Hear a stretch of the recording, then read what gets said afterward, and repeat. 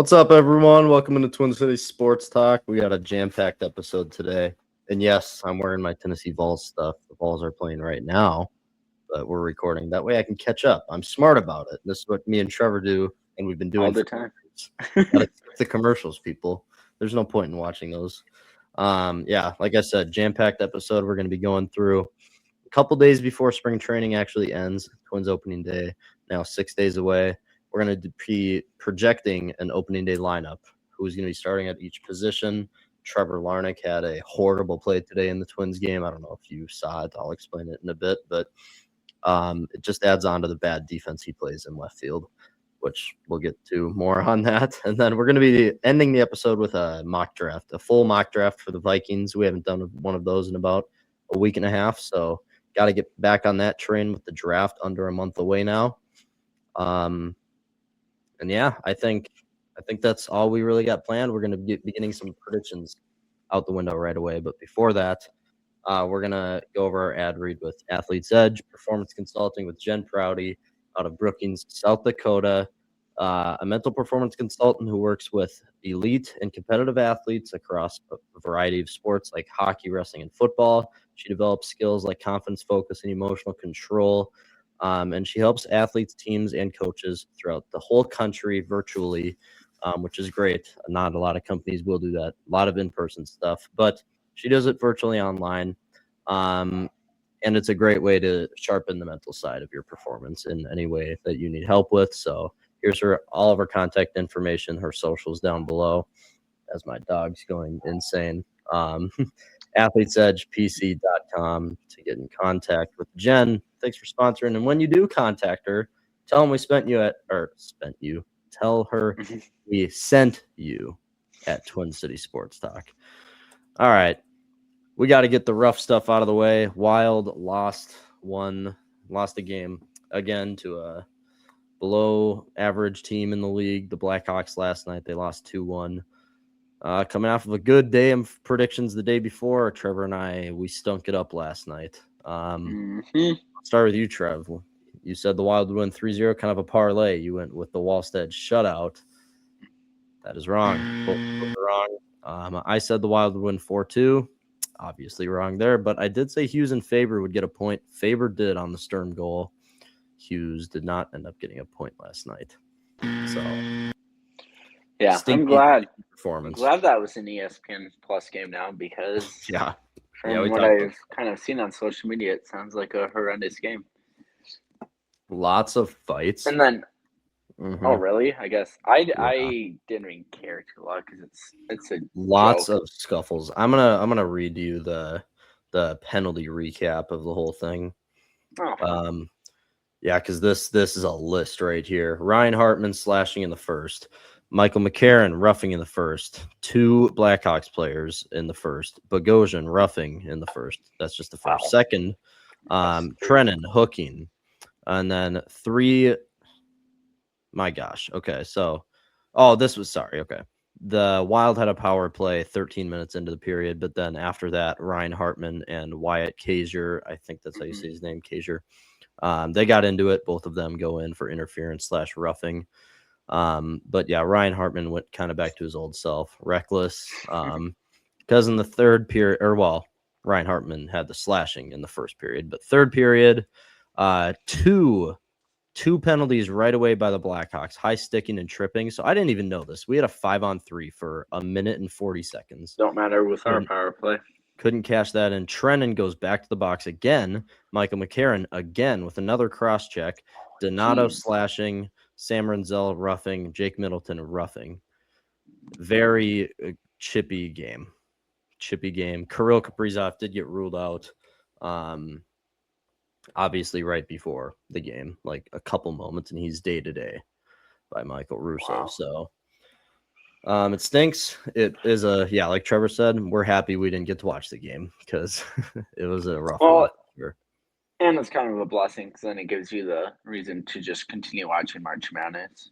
Yeah, exactly. I was good. But then again, a lot of those games weren't close either, which the night ones weren't. The nightly day one of it. All right. So next, we got to go over our game tonight. The Wolves versus the Blazers. Wolves coming off of a gigantic win over obviously just one of the worst teams in the league in the Jazz. Do you know what the status of Anthony Edwards is going into this game? I'm assuming still out. It. Yeah, I don't think they play him. Because I've been kind of eyeing it. A game against Portland, I don't think you'd risk playing him. Well, this is the report. Sunday. Well, he said 3 days ago they're reevaluating him in 1 to 2 weeks. So no go for tonight. But I will say the Wolves have played, like Trevor said last episode, just a better brand of basketball, moving the ball around, faster paced. It seems more flowy, and Ant is the best player on the team. He's not a curse or anything, but it just seems like the team is more flowy. It's just simplified. Yeah, and so let's get to our predictions. We got a lot to get to after this, so let's get to them right away, quick. I'll go mine first. I got the Wolves winning tonight, and I've just honestly loved how they've looked without Ant. Now, the Blazers are a step up. They got better playmakers than really anyone they've played in the last 2 games. But Wolves win. I think it's going to be another emphatic win, 128 to 104. It's just, this is honestly the best. I mean, there was that 5-game winning streak where the Wolves looked great with Ant and everybody, but this is the best the Wolves have looked. Shooting, defense, everything, moving the ball around. Bones Highland is getting some more time, and he's making use of it. So Wolves win 128-104, and I'm going to stick with okay. I'm going to say a bit of an interesting one. I'm going to go the bench for the Wolves. We'll score, would you think 40 points or more would be good? I think that's fair for sure. 40? Yeah. 40. Wolves bench 40 plus points. Because I'm thinking, like, the really only guys you're going to get, like, real points off of there are Nas and Highland. He's maybe questionable. But Io's going to be starting, so he's not off the bench. But Wolves bench 40 plus points. That's what I got. So Trevor's up. I think that's fair. Let me just quickly scan. How's Portland been lately?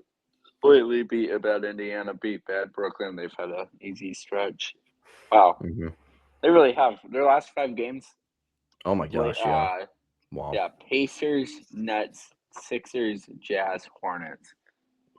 And then the Pacers before that too. Yeah. Wow. I'm gonna go with another game in Target Center tonight. Another home game for the Wolves. Yeah. If Portland's healthy, I think I'm leaning towards them. Okay. We haven't gone against each other. Just do it. Wolves lose. We've been agreeing too much, apparently. Right. I'm just so I see Krejci out, Shaden Sharp, and then Lillard. I don't think he's played this year. No, he hasn't. Yeah, I think they've got their core guys. Yeah, wait, hold on. Is Denny playing though? Yeah, he is. Looks like he is. Yep. Yeah.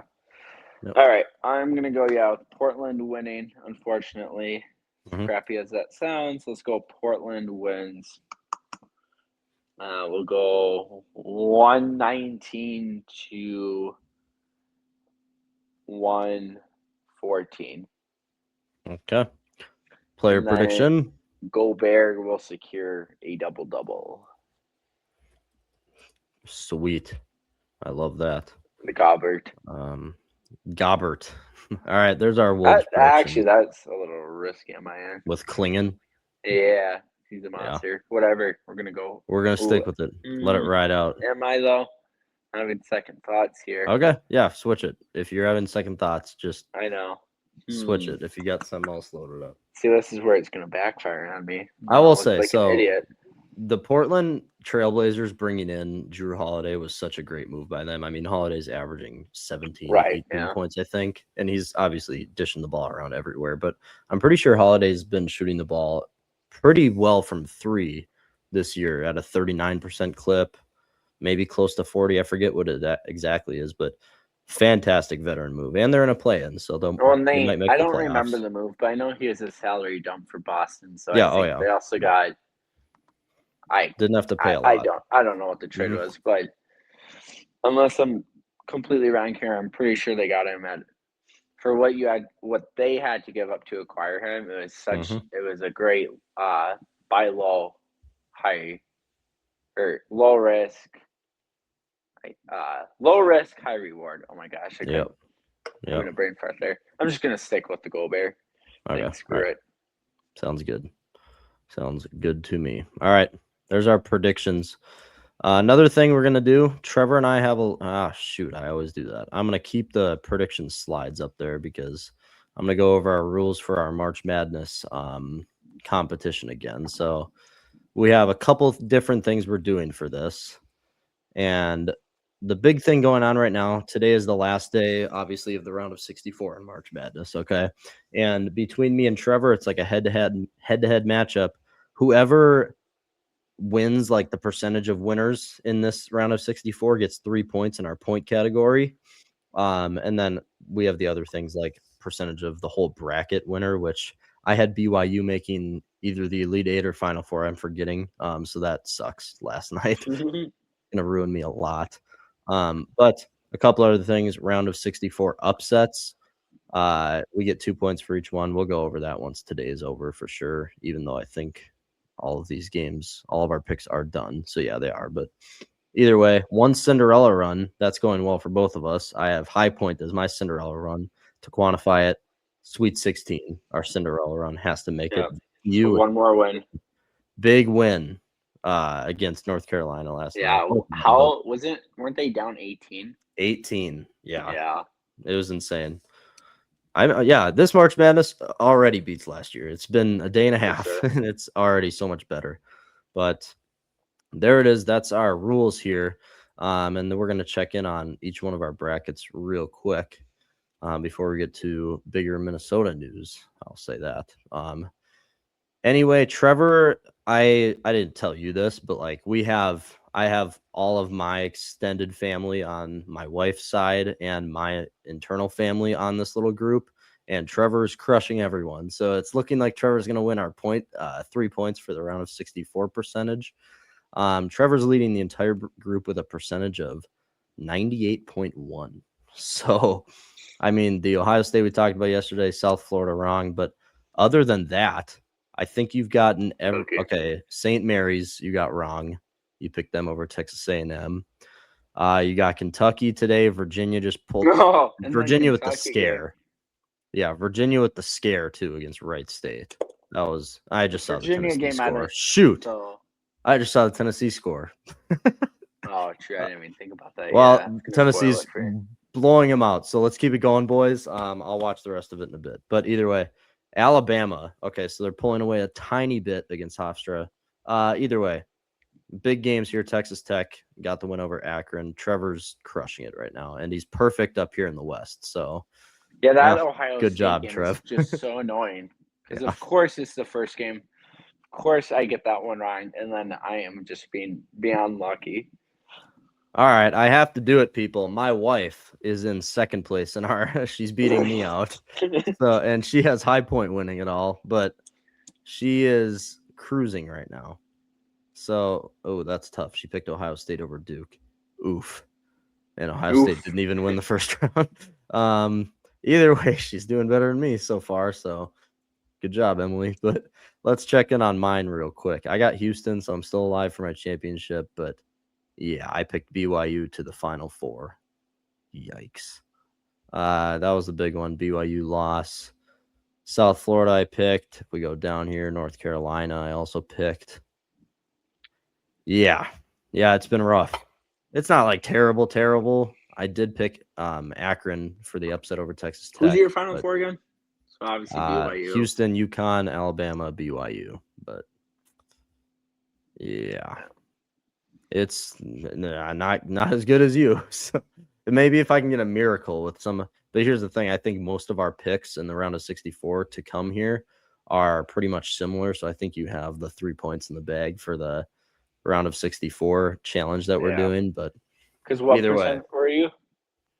75. You're 98 right now. So unreal. I gotta form a comeback here. But either way, all right, people, we're done with that. We're gonna move on to Minnesota.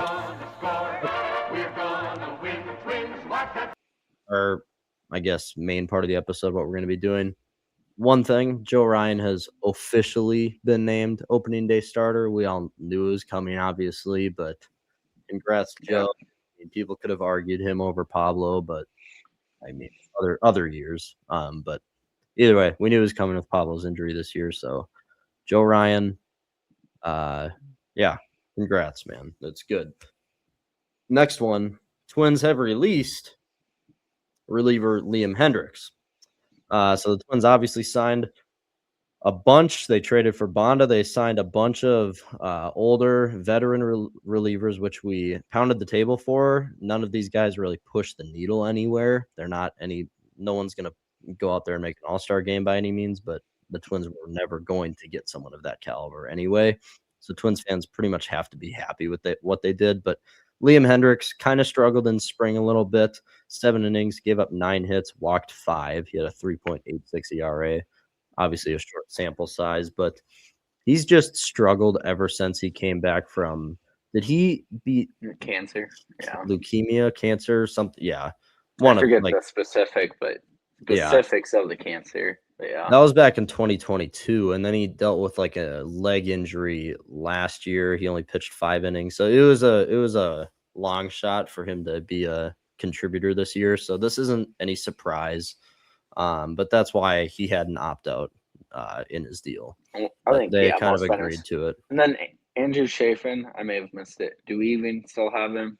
Or yeah, we do right now. Yep. And he's another guy where I think any day now, maybe later today, I think he'll be gone too. Chafin, I am a little bit more positive on just because he's been pitching very well for the past few years still. Like his stats. Well, even if he's doing good though, I gotta believe he's got an opt out. Oh yeah. I would assume so. That's probably the only way that he brought people it's in. tough because the AL Central really is a crapshoot. And okay. It's whoever can get 45 minutes ago, the Twins granted Chafin his release. Yeah. All right, there we go. I didn't know that, but my point being is I think the Twins, it's kind of a win-win for everyone. Chafin and Hendricks, veterans, they get one last shot if they can find a spot on a team that's more realistic to contend. Yep. Not that the Twins necessarily can't. There's just so many question marks with our team. And even if we do get good play out of most of our players and we're a competitive team, it's not a team built for playoffs. So it could be a fun year where you're probably you're gonna lose in the first round or whatever. But that's looking pretty far out. So I think in this case, Twins. This is kind of expected. It was. And this is a year you have to give some younger guys. Right on. So your Marco Reyes or we might be a little biased. John Klein. Or John Klein too, who got added. 23-year-old. Yeah. But our guy, Andrew Bash, should have some time. Yeah. So call us biased or whatnot, but he's dominated AAA, so the spot opens up. I'm sure he'll get a spot. Injuries, unfortunately, are a part of baseball. Pitchers are just going to deal with injuries, so spots will open. So, if you want to call us biased, real quick, if you want to call us biased about Andrew Bash people, if you're watching this, you haven't seen the episode, we had Twins pitcher Andrew Bash on. Call us biased, but you go look at his stats the past 3 years in the minor leagues. Proven. Insane stats. He's just dominated for the last 3 years, all in AAA, by the way. So you call us biased, but he needs a shot. He needs a shot. Either way, it's gonna open up the bullpen a lot. Okay, so Hendricks gone, Chafin gone. Is there any other guys? Gio Urshela released. Well, that's really no surprise. I didn't see that, but there's no surprise there. Okay, so that's all I'm seeing for that. Yeah, so Urshela, Chafin, and Hendricks. I'm quickly skimming our roster of the spring training roster if there's any more veterans we're blanking on. Well, here, let's just do this. Oh, let's just create our bullpen. Yeah. Did he get released? Well, no, he's on the team. I'm just saying. I was gonna say. Yeah. And he Let's probably do will the get released bullpen. because he's had 4 innings pitched. So unless he's cool pitching in AAA, maybe he is. I don't know. I would doubt it. We'll see. Yeah, which I don't know if you saw this, but this is other big news I was going to get to. Zebby Matthews has been optioned to AAA. So congratulations, Mick Abel. Festa. Fifth starting spot to Mick Abel, most likely. Or not Festa. Yeah. I meant Abel. Yep.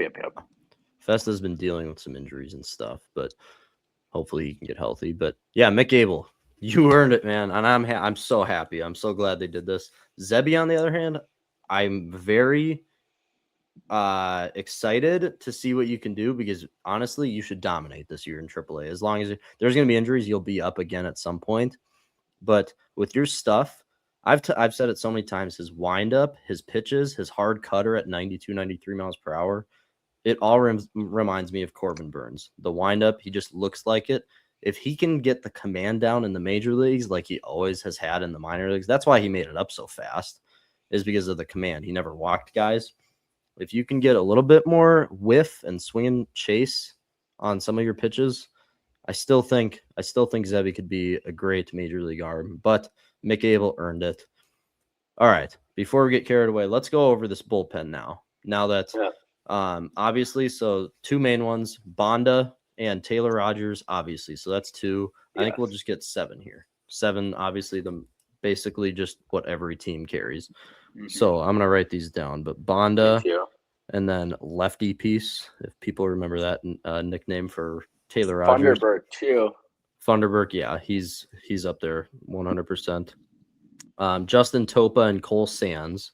So Topa and Sands that makes 5. And now here's where you get Eric Orzi has really struggled in spring. He's been very bad. So I think we have to throw Zach Kent in there, the guy we claimed off of waivers from the Guardians organization. He was with the Rangers. I think you have to throw Zach Kent in there because now that both Chafin and what's his face are gone, I think we throw Kent in there. Are you good with that? It's not going to always be pretty, but it might just be Orzi and Kent. I have not watched spring training, and I do not know who we're talking about. Oh, what's Zach Kent. It's Zach Kent. He's never been like a full major league guy. When did we claim him? It was like a month and a half ago. Well, shoot, you know what? Travis Adams. That's who that's Travis Adams is going to have a spot. Has he been good in spring? I don't think it really matters because Marco Raya, Connor Prelip, Henry Rojas. Is that what you said? No, it's Zach Kent. Zach Kent's been in the major leagues for a little bit. No, it will be Adams. That's the depth we have now. It stinks, but it will be Travis Adams. Well, yes. Why are you so there's no on that? John Klein Miners, Zebby, Andrew Morris has been an option. Marco Raya, Prelip. I get it, but right now our depth, it's Travis Adams and Zach Kent. That's how it goes. Those are the only 2 guys still on Eric Orzi, but he has been horrible in spring training. He's been getting hit around. He has a 6.7 ERA in spring here in 7 games. 7 innings pitched. I think Orzi will make it just because, especially too, if he's working on weakness, like if he's working on new stuff, maybe spring training, and if the struggles from spring training comes into because he could be your last bullpen guy, so it's not like health injuries start happening and in poor play, you can kind of hold on to him because they invested in him. I know. I don't remember what the trade was. I'd rather have Orzi, but let's. Yeah, Orzi will be in there. So we've named 5 guarantees: Bonda, Rogers, Thunderbird, Topa, Sands. So if we do Orzi 6, there's still a 7th spot. Yeah, it's either Travis Adams or Zach Kent. I'll just let you choose. Zach Kent's been in the major leagues off and on for 4 years. Travis Adams was in our bullpen at the end of last year. And I don't have faith in Travis Adams, and the other dude I don't know nothing about. So I will say I want to do Adams just because he's added a little bit of velocity. He's added a couple miles per hour faster. So We'll go And Adams, this is but a final spot. This can easily be flip flopped yeah, throughout the yeah. year. So Or now the like I Twins said, bullpen, twins claim a guy off waivers too. and that probably will happen, to be honest, because they don't. If I was the Twins, you don't want Travis Adams up to start the year on opening day I either don't. way. Bonda, Rogers, Funderburk, Topa, Sands, Orzi, and Adams. So if people are counting, I'm still happy because that is 3 lefties in the bullpen. When's the last time the Twins have had that? I don't know if ever. um, Yeah, not that I can so I'm remember. happy about that. But and now here's the like it's not like a huge problem, but who's your closer? Who's the guy? And I honestly, don't. it'll just be by decision game by I, game. yeah, It I don't won't be a really. I don't think specific there's a guy. name guy. I Hmm. think it'll be by committee. So yeah, it's matchup space will be the biggest thing. Yeah. Rest and Yeah. until someone can stand out. But if we had to do a rankings like come like halfway point in the year, come like trade deadline, whether we're sellers or if we're gonna stay Hmm. put or be buyers, let's say if we said who's gonna have the most saves come July 31st, and we'll see where the team's at. I think one you would probably go Sands. Do you agree? That's the thing. It's like it's all I matchup I, based. I was gonna say Rogers, but it's all righty lefty matchups, and I was gonna put Rogers too, I honestly like Sands has struggled but a it could. little bit in spring, but But like I we're think saying, it'll it be could either easily, yeah, it could easily yeah be 50-50 split. It could, or Bonda, like or Bonda could be up there, but he's never really been in a closer role. But right? again, this is all by committee. I don't. It's all going to be completely even. Funderburk could be up there if he continues what he did at the end of last Yeah. year. He could easily be up there. But the guys that I Or, know won't be are or Orzi and sorry, Copa. you know what? Maybe instead of July 31st, that might be say just first month or first 2 months for. I mean, counting the last week of Hmm. March through April. So let's say through last day, May 31st. I really do think it'll mainly be Sands and Rogers.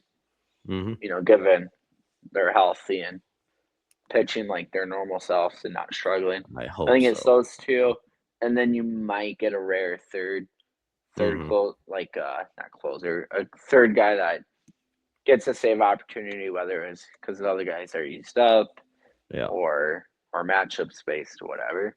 But yeah, Hmm. I really think it's early. I think it's Sands or Rogers would be my Yeah. guess. Yeah.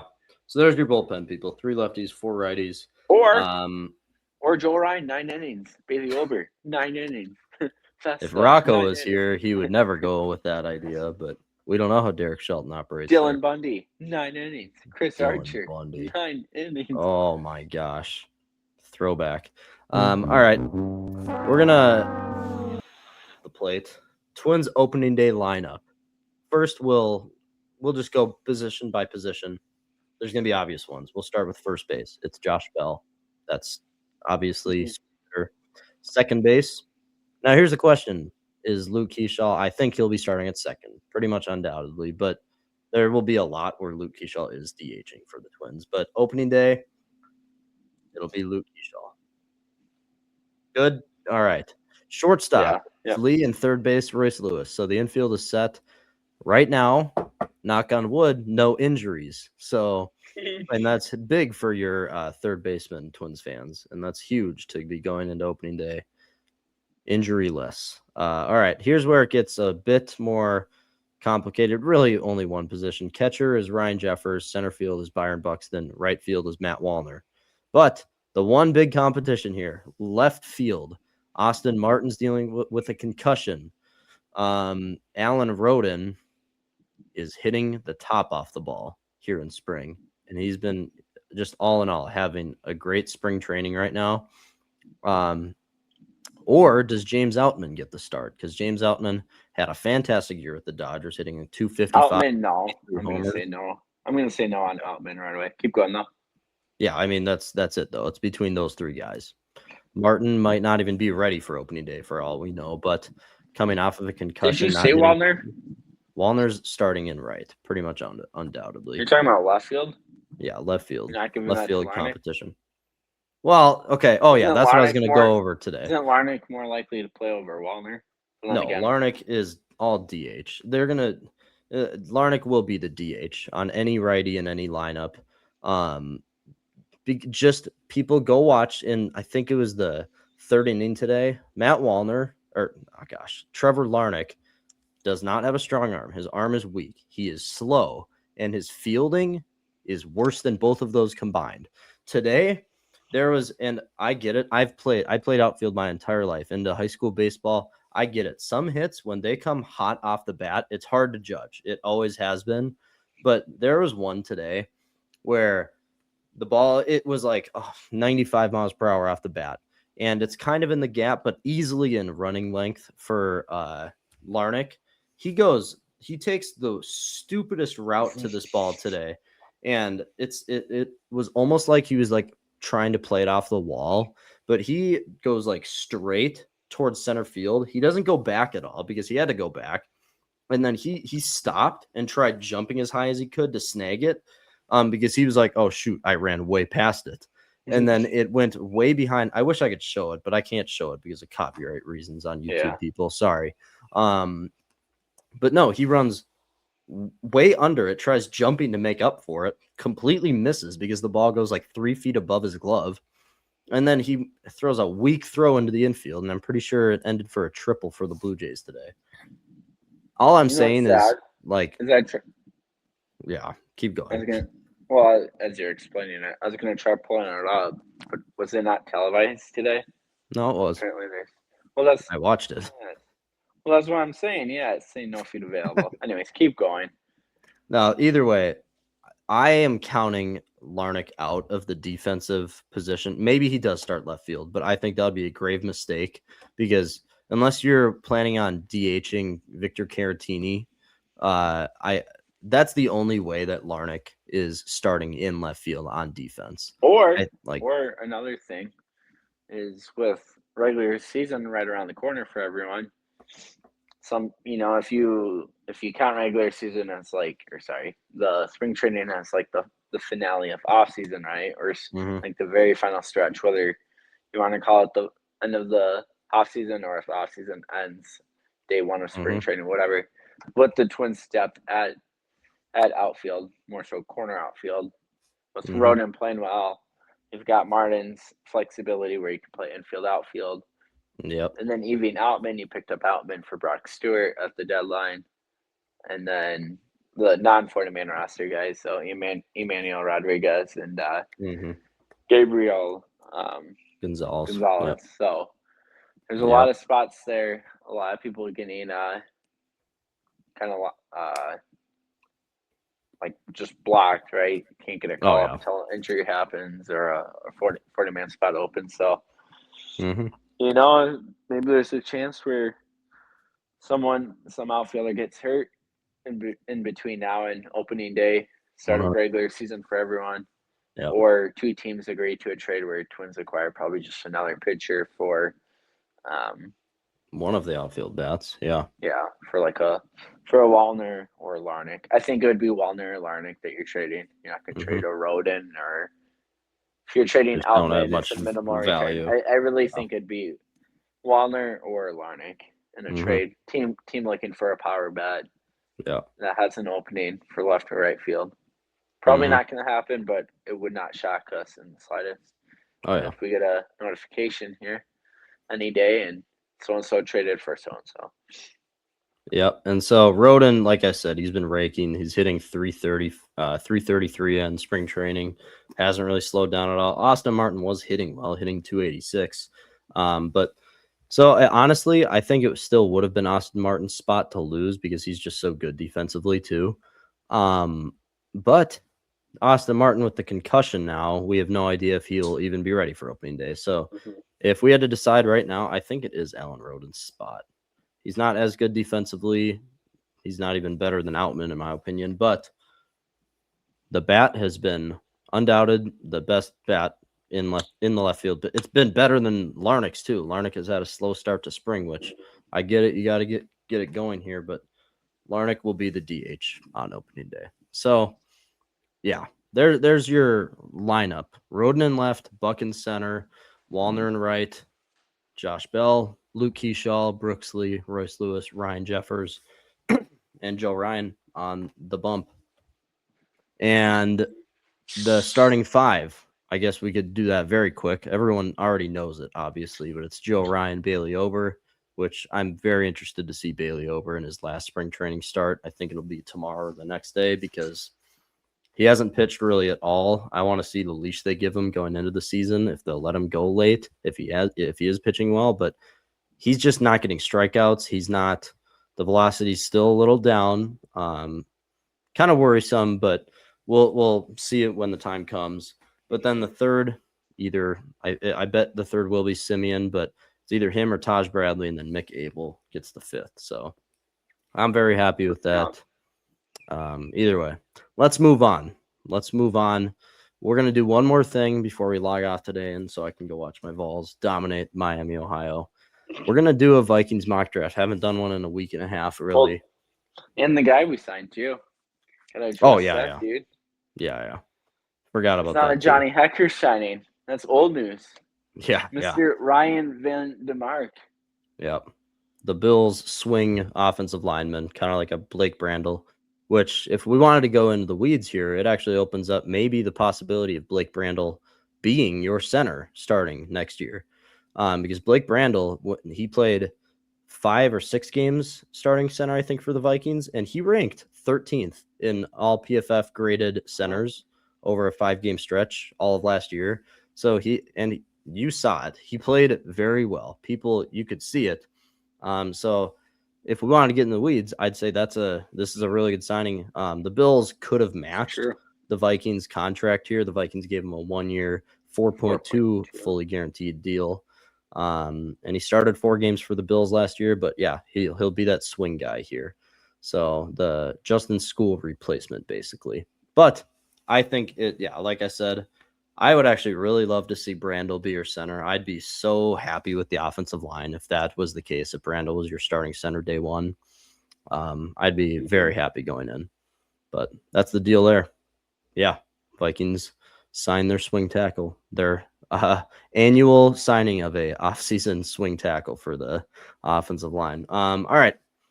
Mock draft. Do we want to make any trades right away? And then pause on that thought real quick, and then just very, very minor, but if there's any, or just for clarification too. So he was a restricted free agent with the Bills, but for whatever the reason was, the Bills aren't receiving any compensatory return.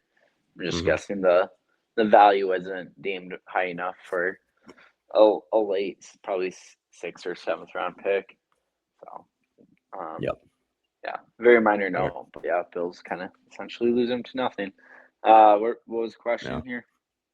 Do we want to make any trades before? Like, do we want to trade Jonathan Grenard and acquire a late first or a second and a fifth or something like that, or do we just roll with what we got? Because I truly think Jonathan Grenard will be traded. Yeah, I think Grenard will be traded by draft night. There's a bunch of teams interested: the Eagles, the Patriots. Yeah. Let's see what, if I have any. Yeah, so I think Eagles. Okay, it's saying Lions interested. I don't see them doing a trade with Lions. I don't think we. So if we rule out the Lions, is Eagles, Colts interested? Colts, yeah, I forgot about that one. Yeah, which the Colts, they don't even have a first round pick. And I don't think the Colts would trade him. Well, yeah, but I don't know if they're willing to trade, especially with them having a first. So I rule out Lions. I rule out the Colts. Do we think the Eagles trade? Yes, that's the most likely one, or the Patriots. It's Eagles or Patriots, and the Eagles, they need an edge. They just lost Jalen Phillips. Let's trade with the Eagles. Yeah. All right. Cool. Where are the Eagles third rounder list? All right. Are we just doing Grenard for their first round pick, or I think a little maybe more realistic would be 2 and 3rd or 2 and 4th round pick? I think Grenard gets traded for a 3rd. For a 3rd? Yeah. That's not what the reports say. Plus, that makes no sense. Yeah, likely a 3rd or run. 2nd or 3rd. We're going to go the 2nd round pick for the Eagles. They still have a first round pick. I think we still have to give something else up then, like a 5th. So a 2nd for Jonathan Grenard and a 5th-round pick. Yeah.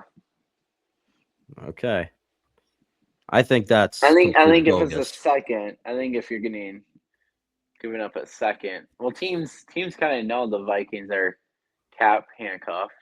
They know they want Turner to play more. Whatever. I get it, but like a guy 28, gonna be 29, right in his prime.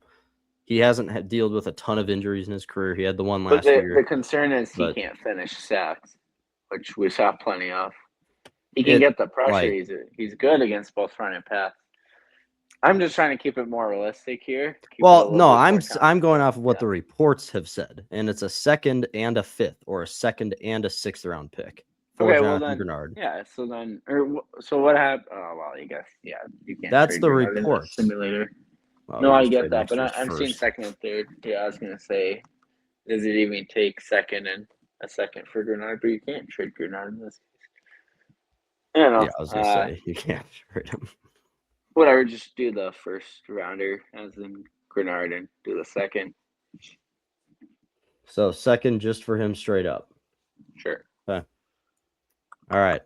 Well, no, we got to do this. I got to do like this because our draft grade, if I trade the next year's first for a second, is going to tank the entire grade of our draft here. True.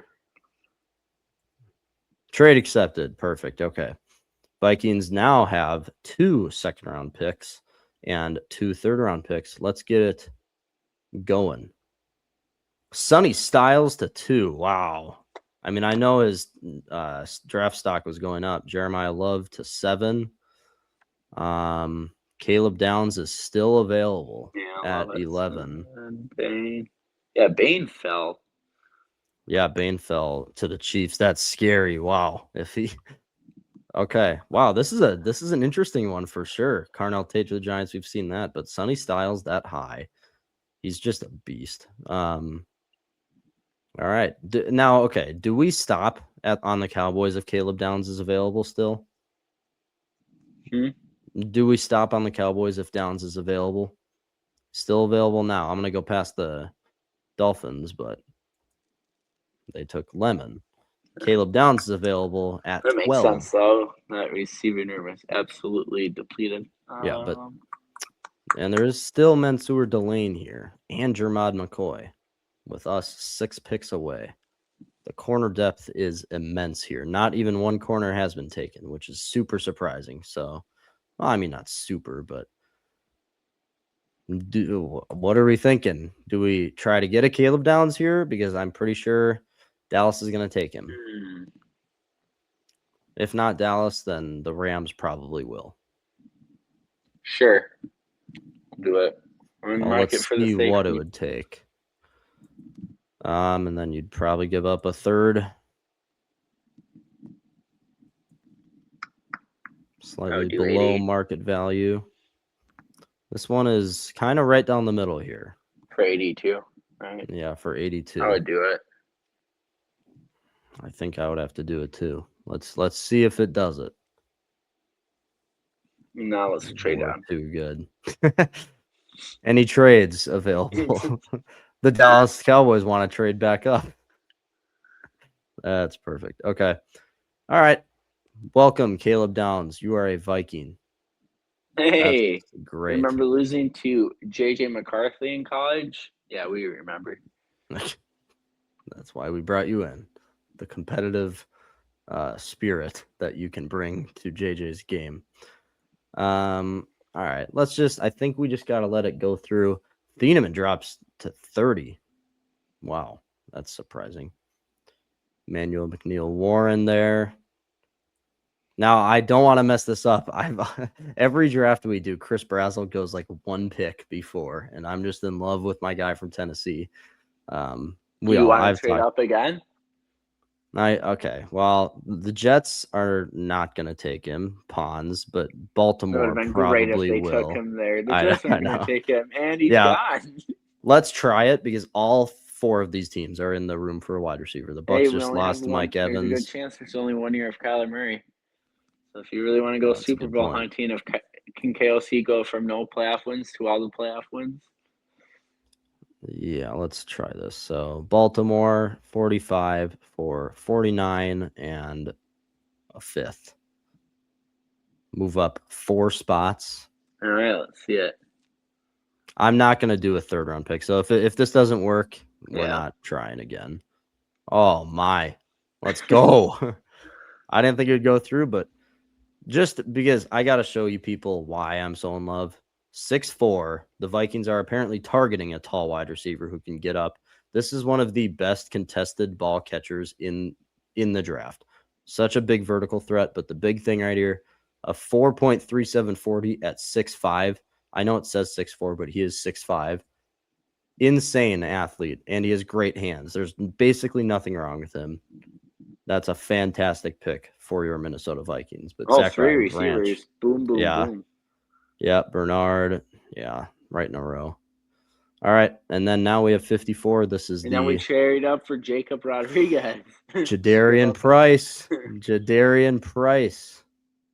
Oh, baby. Okay. Now, okay, this is Now you go interesting. Price. I would just go Well, Price. Don't overthink it. It's the no, running back. I get Running it. backs can be more impactful. The I balance of that offense, Yeah, you but can no, but attack with okay. Jefferson, Well, you no, can no, no, no, no, attack no, with no. Price, He's Aaron the third Jones. running back down now. I There will know, but be Jones injury will to be Aaron coming back. Jones. I get it, but Jacob Rodriguez is the best linebacker in the draft, and both of your linebackers are in their 30s.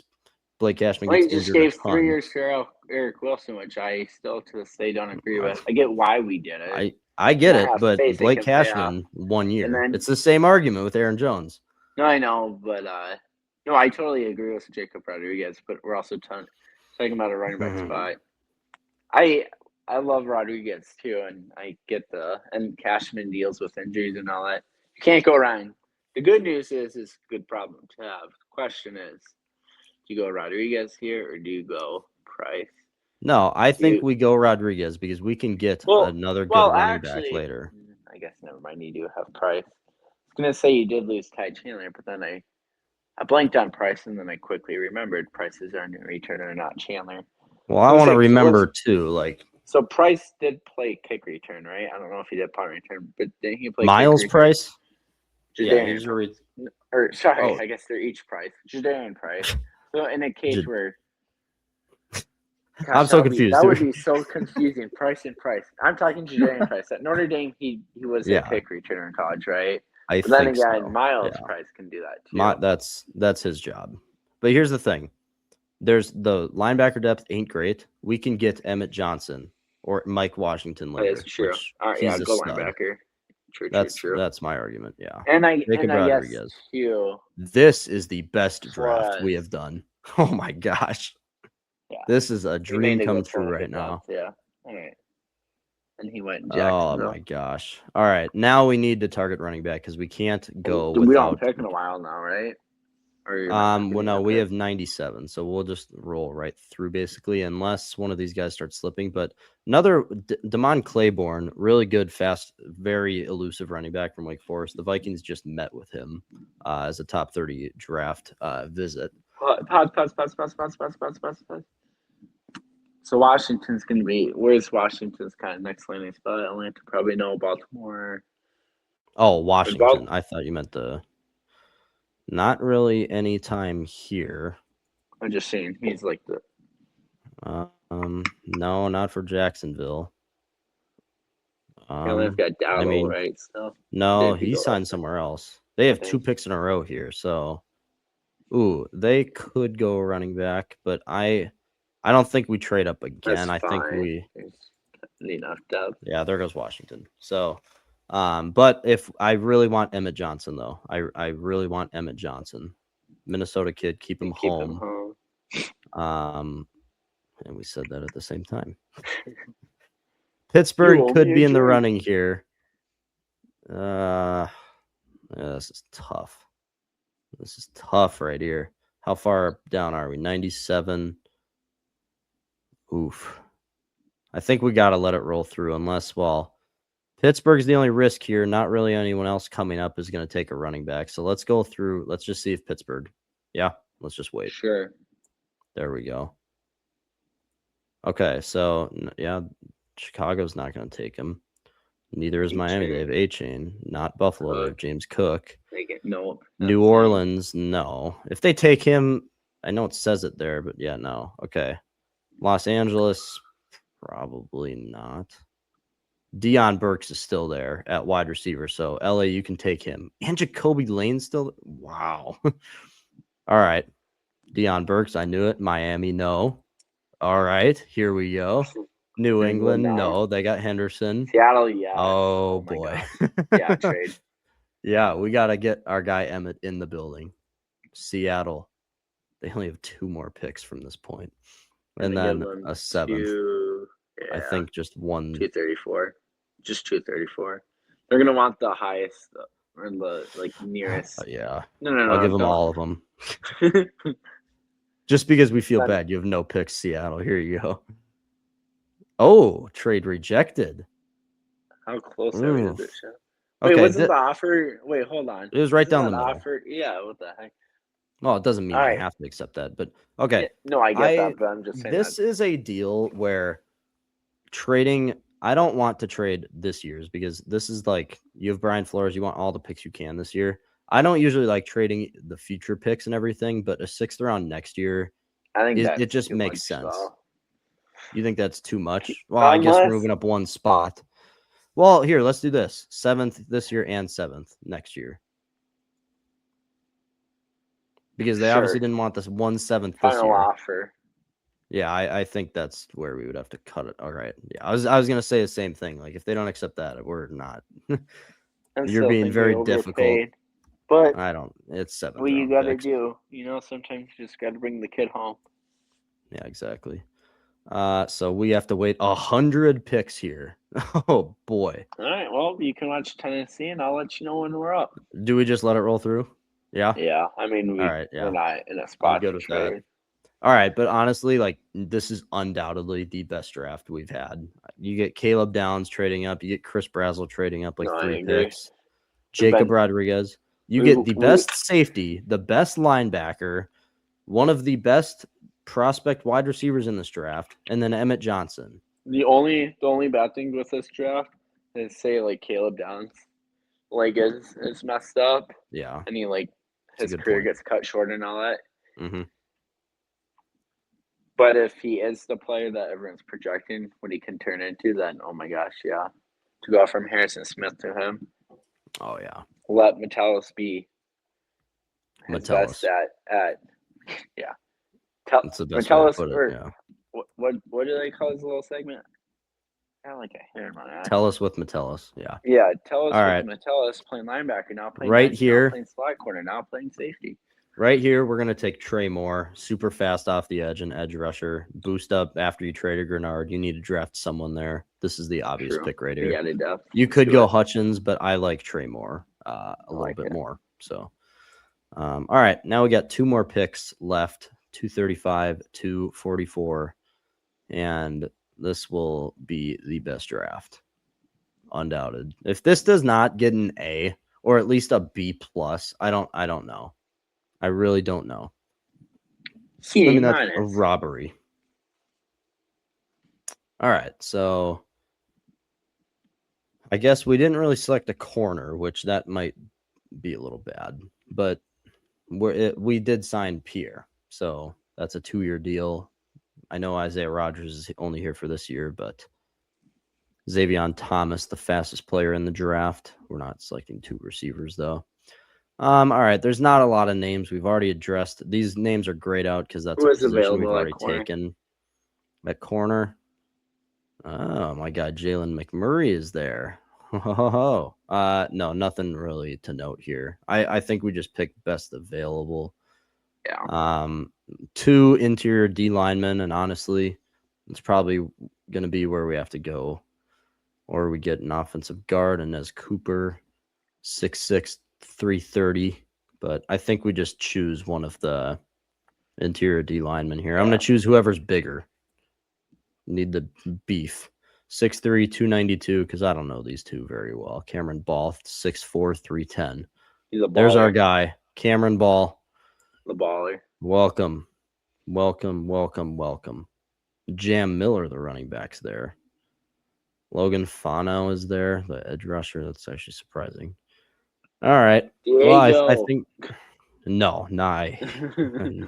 Devin um. Eastern. Well, I think we just take our corner that we were just talking about, Preston Hodge from Colorado. Sure. Maybe he pans out here. Maybe not. Probably not. But welcome to the team, buddy. Yeah. All right. All right. B plus. I'll take it. I guess. Whatever. Preston Hodge, an A- pick in the 7th round. You gotta love it. You gotta love it. But let's see here. Screenshot. Send it to the Vikings. We will be a part of their drafting process in real life. Now, okay. Chris Brazel only being a B is complete bogus. Still, in my opinion, I can't, in Yeah, my no, I right mind, agree. call The that a the B B. doesn't seem great. It should almost be like a C, Even maybe a D for degrees.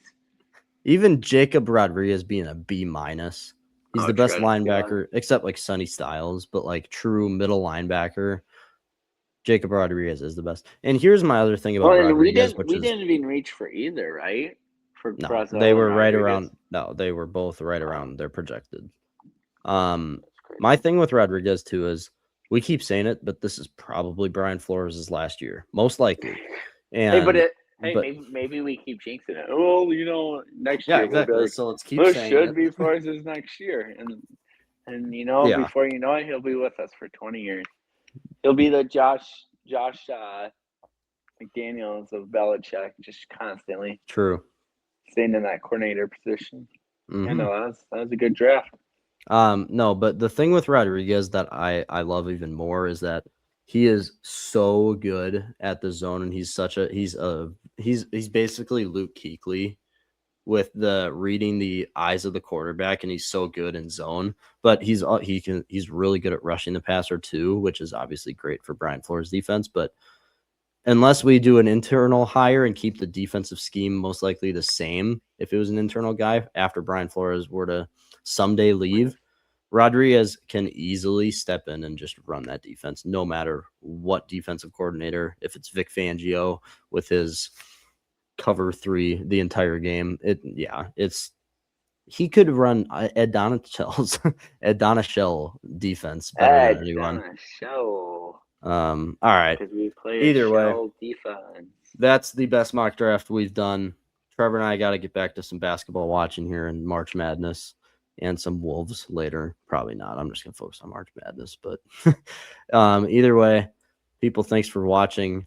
I got to check on If the YouTube anything, with the subscriber Wolves, count. I'll honestly probably just do like first quarter, fourth quarter, see the starters play, wrap it up, and then just continue watching March Madness. Unless like the games aren't close, then it gives us a reason to watch the full Wolves game. We're gonna play it by ear. Yeah, people. Again, I just looked at the subscriber count for the first time today. Oh my God, 3,654. Let's keep that going. I get we're celebrating 3,600 people subscribed, and we appreciate the hell out of every one of you. But we've been doing this for 4 months, people. I don't know if you could scroll back in all of our videos and see how long we've been doing it, but no one does that. We've been doing this not long. We love to support people. Twins ticket giveaway. We're announcing a week from now, March 27th. So if you haven't, go register to win those. It's the pinned post on Instagram and TikTok. You got to DM the Instagram account to enter that. But other than that, people keep up the support there. We may or may not be throwing out the first pitch for opening day. We can only wish or pray for that. Or we may or may not be throwing out the first pitch for that's true. Wise opening words. day. Yeah. Yep. May or may not be throwing out the opening pitch at opening day in Baltimore. Yeah, in Baltimore. All right, people. Follow every social media: YouTube, Instagram, TikTok, and Spotify.